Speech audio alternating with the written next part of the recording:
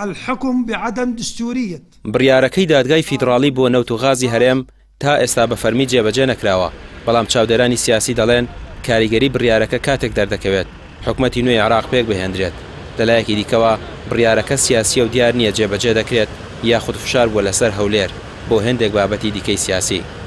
هەمووەمانە مەسەلەی سیاسین بە گوێرە ئەمەش دەرهاویشتەیە بێ پەیوەندی بە سروشتی نێوان کارە کاتە سەر پەیوەندیەکانی نێوان هەرێم و بەغا، ئێران و تورکیا و عێراق، هەرێمی کوردستان و تورکیا ئەمێنێتەوە تا هاوچێشەکان چیان لێدێ، حکوومەت چۆن پێکدێ چێ پێکهێنێ، چارەنووسی شەڕ لێوکرانە چی لێدێ، بەغا و ئەنقەرا گەنە چی، ناو هەرێم چی لێدێ، هەموو ئەوەنە دیارەکە کە لە بەرەنجامی کۆتایە ڕەنگداوە سیاسیەکان چۆن و لەکوێ سێنەوە.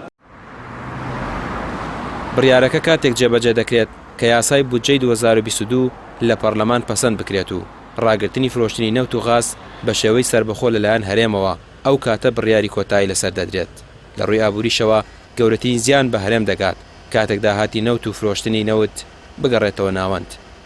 ئەم بڕیارەی محکەمەی ئیتیحادی ئاڵۆزیەک دروستەکە کە وێنەی نییە، بۆیە باشترین حل بۆ بەرپرسانی هەرێمی کوردستان ئەوەیە کە بچن بۆ تەفاوز لەگەڵ حکوومەتی ئێستا و دیراسەی جێبەجێکردنی ئەم یاسایە بکەن، ئەم بڕیارە بکەن بۆ ئەوەی بە کەمترین زیانەوە لێی دەرچن.